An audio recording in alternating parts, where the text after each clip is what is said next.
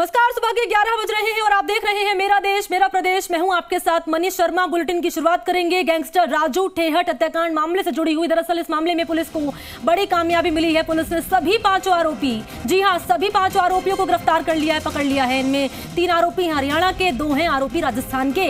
ADG crime Ravi Mehrada Sikar में press वार्ता करके पूरे मामले का पर्दाफाश करेंगे कि आखिर कैसे कि इस कार्रवाई को अंजाम दिया गया। आपको बता दें कि पकड़े गए आरोपी विक्रम और मनीष जाट सीकर के निवासी हैं, जबकि सतीश कुमार, जतिन मेघवाल, नवीन मेघवाल हरियाणा के भिवानी के रहने वाले हैं। तो राजू ठेहट हत्याकांड मामले से जुड़ी पल पल की अपडेट जी राजस्थान अपने दर्शकों तक पहुंचा रहा है। और आपको जानकारी दें कि बड़ी सफलता पुलिस के हाथ लगी है। 5 आरोपी पुलिस के हत्थे चढ़े हैं, जिन्हें गिरफ्तार कर लिया गया है। आपको जानकारी दे दें कि 3 हैं हरियाणा के निवासी और 2 हैं राजस्थान के रहने वाले। पुलिस ने इन सभी 5 आरोपियों को धर दबोचा है। और 3 आरोपी, जैसे कि मैं बता रही हूं आपको, हरियाणा के हैं और 2 हैं राजस्थान के। एडीजी क्राइम रवि मेहरड़ा सीकर में प्रेस वार्ता करेंगे और इस पूरे मामले का पर्दाफाश करेंगे। पकड़े गए आरोपी का नाम आप जान लीजिए, विक्रम और मनीष जाट, जो कि सीकर के रहने वाले हैं, और जबकि सतीश, जतिन और नवीन मेघवाल हरियाणा के भिवानी के रहने वाले हैं।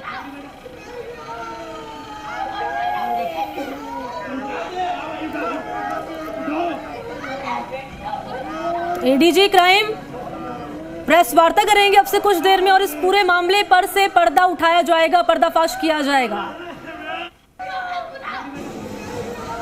पता लगाया जाएगा, बताया जाएगा इस प्रेस वार्ता के जरिए कि आखिर किस गैंग से जुड़े हुए हैं ये आरोपी। सहयोगी शरद इसी खबर पर ज्यादा अपडेट के साथ मेरे साथ जुड़ चुके हैं। शरद, अपडेट आपसे मैं जानना चाहूंगी सबसे पहले। बिल्कुल, इस मामले में अब 5 आरोपियों को हिरासत में ले लिया गया है और इस बात की पुष्टि डीजीपी उमेश मिश्रा ने की। और उसके बाद में डीजीपी उमेश मिश्रा ने यहाँ पर बधाई भी दी अपनी टीम को, रेंज आईजी उमेश दत्ता को, सीकर एसपी कुंवर राजदीप को, साथ ही कहा कि टीम को सम्मानित भी किया जाएगा। इस पूरे घटनाक्रम को लेकर के मुख्यमंत्री अशोक गहलोत ने भी ट्वीट करते हुए कहा कि 5 आरोपियों को हथियारों के साथ में गिरफ्तार कर दिया गया है। इन सभी को अब सबसे तुरंत ट्रायल करते हुए अदालत की ओर से जल्द कड़ी सजा दिलवाने का यहाँ पर प्रयास किया जाएगा। तो प्रयास यही होगा कि 24 घंटे के भीतर अपराधियों को गिरफ्तार तो कर लिया गया, लेकिन कोर्ट के जरिए इनको सजा भी जल्द से जल्द दिलवाई जाए, जिससे कि एक नजीर यहाँ पर पेश की जा सके। पूरे राजस्थान ही नहीं, देश भर में कल इस घटना को लेकर आक्रोश था कि जिस तरह से राजू ठेठ से रंजिश चल रही थी, जो भी सामने वाला गिरोह है, तो राजू ठेठ से ज्यादा जो ताराचंद एक निर्दोष व्यक्ति है उसकी वहां पर हत्या कर दी जाती है। उसको लेकर लोगों में आक्रोश था कि अपनी बच्ची को वहां पर वो लेकर आए थे कोचिंग संस्थान में छोड़ने के लिए, और उस दौरान इस तरह की घटना को अंजाम बदमाशों ने वहां पर दिया था। उसी के बाद से लगातार अलग अलग टीमों का गठन कर दिया गया। टीमों ने काम करना शुरू किया। देर रात तक ये भी सामने आ गया कि अपराधियों की पहचान कर ली गई है, उन्हें चिन्हित कर लिया गया और फिर जो झुंझुनू इलाका था उसके आगे क्षेत्र के अंदर सर्च ऑपरेशन। ठीक है शरद, आप बने रहिएगा, जानकारी मैं आपसे लेते रहूंगी। तो देखिए, इस बीच हम दर्शकों को जानकारी देते, जैसे कि अभी जिसका जिक्र कर रहे थे मेरे सहयोगी शरद, कि मुख्यमंत्री अशोक गहलोत ने इस मामले पर बकायदा ट्वीट किया है। ट्वीट हम आपको दिखाएंगे टीवी स्क्रीन पर। ट्वीट में सीएम अशोक गहलोत ने बकायदा लिखा है कि कल सीकर में हुए हत्याकांड के 5 आरोपियों को मैं हथियार और वाहन यहाँ पर जब्त कर लिया गया है, गिरफ्तारी ने कर लिया गया आरोपियों को, और इन सभी आरोपियों को त्वरित ट्रायल करके अदालत द्वारा जल्द से जल्द कड़ी सजा दिलवाना सुनिश्चित किया जाएगा। तो मुख्यमंत्री का ट्वीट आपके सामने।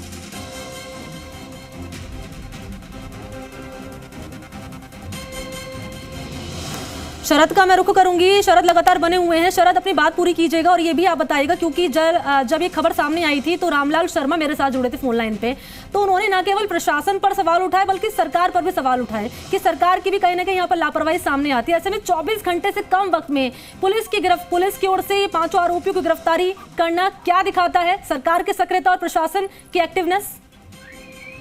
बिल्कुल, राजस्थान पुलिस को हर कोई इस समय सराहा रहा है कि उन्होंने जो काम किया है 24 घंटे के भीतर, वो काफी बेहतरीन काम है। रात भर पुलिस की ओर से अंधेरे के अंदर भी सर्च ऑपरेशन चलाया जाना, क्योंकि झुंझुनू में जिस तरह से बदमाशों के फरार होने की सूचना मिली थी कि वो उदयपुर वाटी के अंदर कहीं छिपे हो सकते हैं, उसके आगे जो नदी क्षेत्र है वहां पर छिपे हो सकते हैं, तो वहां तक सर्च अभियान रात भर चलाया जा रहा था। सुबह होते होते ये सूचना मिली कि 2 अपराधियों को हिरासत में ले लिया गया। जिला एसपी कुंवर राष्ट्रदीप से जब हमारी बातचीत हुई तो उन्होंने भी इस बात की पुष्टि कर दी थी। और उसके कुछ देर बाद ही डीजीपी जब उमेश मिश्रा से बातचीत हुई तो उन्होंने साफ तौर पर कहा कि अब पांचों अपराधियों को हिरासत में ले लिया गया है। कुछ देर में गिरफ्तार करने की प्रक्रिया भी अपनाई जाएगी, क्योंकि वो एक कागजी कार्रवाई है, तो वो सारी प्रक्रिया भी चल रही है। और उसी के साथ में एडीजी जो मेहरडा है, रवि प्रकाश मेहरडा, उनको सीकर के लिए रवाना कर दिया गया। सीकर में जाकर अभी प्रेस कॉन्फ्रेंस करेंगे कुछ देर में पहुंचने के बाद में, जिसमें हर तरीके से स्पष्ट किया जाएगा कि ये बदमाश किस गिरोह से जुड़े हुए हैं, क्योंकि नाम सामने आ गए कि 3 आरोपी हरियाणा के हैं, 2 आरोपी राजस्थान के हैं, जिसमें कि सीकर जिले के मनीष जाट और विक्रम गुजर को हिरासत में ले लिया गया। वहीं हरियाणा के जो सतीश कुमार है, जतीन मेघवाल है और नवीन मेघवाल है, इनको सभी को हथियारों के साथ, कारतूस के साथ गिरफ्तार किया गया है। साथ ही जो क्रेटा कार है वो भी इनसे जब्त कर ली गई है, जो कि आगे से लेकर के ये फरार हुए थे।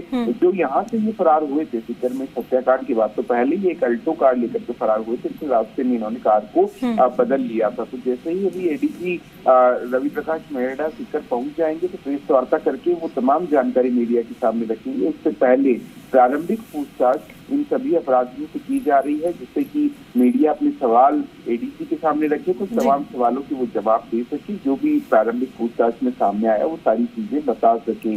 कौन से गिरोह से ये 5 लोग जुड़े हुए हैं, क्योंकि कल जिस तरह से रोहित गोदारा ने फेसबुक पोस्ट करके ये जानकारी दी थी कि उसमें लॉरेंस बिश्नोई गिरोह का पूरा हाथ है, वो जिम्मेदारी लेते हैं इस हत्याकांड की। तो क्या वास्तव में लॉरेंस बिश्नोई का इसमें हाथ है या कोई दूसरे गिरोह ने इस वारदात को अंजाम दिया है, इसको लेकर। अच्छा शरद, क्योंकि अब प्रेस वार्ता का इंतजार है, कहा जैसे कि आप बता रहे हैं कि कुछ देर का वक्त है जब एडीजी क्राइम रवि जो है प्रेस वार्ता करेंगे और इस पूरे मामले से पर्दा उठाया जाएगा। क्योंकि शरद, बड़ी बातें यहाँ ये रहेंगी प्रेस वार्ता के जरिए कि इस कार्रवाई को अंजाम कैसे दिया गया। दूसरी बड़ी बात ये रहेगी जिसका आप जिक्र कर रहे हैं कि लॉरेंस बिश्नोई गैंग, जिसकी तरफ से बाकायदा पोस्ट करके इस हत्याकांड की जिम्मेदारी ली गई, इसकी पुष्टि हो जाएगी इस प्रेस वार्ता के जरिए कि वाकई में इस वारदात को अंजाम इसी गैंग के जरिए दिया गया है। और तीसरी महत्वपूर्ण बात ये, जिस पर संशय बना हुआ था, कॉल डिटेल्स की थ्रेट मिल रही थी राजू टेहट को, और लास्ट टाइम जब इस वारदात को अंजाम दिया गया तो लास्ट टाइम उसकी बातचीत किससे हुई थी। ये तमाम ऐसे पहलू रहेंगे जिसका प्रेस वार्ता के जरिए खुलासा हो जाएगा।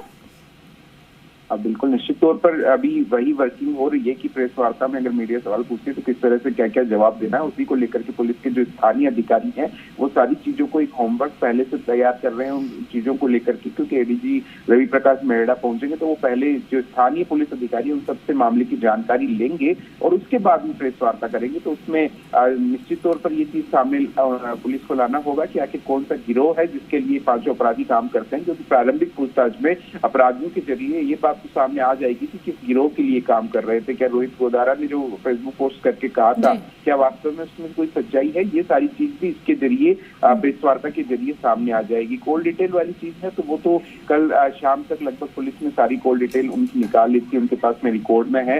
अब वो प्राइवेसी के तहत वो अपने पास में रखे या वो ब्रीफ करें, ये देखने वाली बात होगी कि वो सामने रखते हैं या नहीं रखते।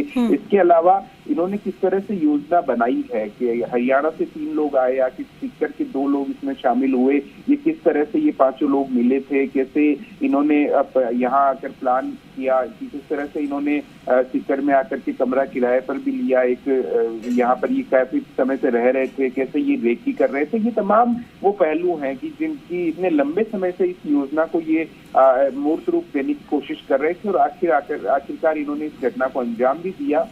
जाते समय आखिर जब बदला लेना था, रंजिश थी राजू ठेठ से, तो जाते जाते ताराचंद को इन्होंने क्यों गोली मारी, इसकी क्यों हत्या की, इसको लेकर भी कहीं ना कहीं मीडिया को ब्रीफ करेंगे जो एडीजी अभी रवि प्रकाश मेहरा प्रेस वार्ता करेंगे। क्योंकि ताराचंद से लूट की गाड़ी उन्होंने ली थी, लूट करके चाबी भी ताराचंद ने उनको दे दी थी और उसके बाद में जाते समय उन्होंने उस पर फायरिंग की, उसकी हत्या कर दी। तो ये वो बातें हैं जिसके जवाब अभी तक नहीं मिल पाए। तो ये सारे तमाम जो सवाल है इनके जवाब ढूंढने की कोशिश प्रेस वार्ता में होगी पुलिस अधिकारियों के जरिए मीडिया को। तो ये सारे सवाल होंगे जिनके की जवाब यहाँ पर पुलिस देगी, तब स्पष्ट हो पाएगा कि आखिर इस घटना को अंजाम किस तरह से और क्यों दिया गया। अच्छा, गौर करने वाली बात शरद ये भी होगी क्योंकि जब इस वारदात को अंजाम दिया गया, हत्याकांड को अंजाम दिया गया, तो सवाल पुलिस की कार्यप्रणाली पर भी खड़े हुए तस्वीरें हमने देखी, न केवल स्थानीय लोग बल्कि तेजस सेना का जिक्र मैं यहाँ पर करूंगी। यहाँ पर जो राजू टेहट के समर्थक है उन्होंने भी पुलिस की कार्य प्रणाली पर सवाल उठाए, ये कहकर कि पुलिस की नाक के नीचे इस वारदात को अंजाम दे दिया गया और पुलिस को कानो कान खबर तक नहीं लगी।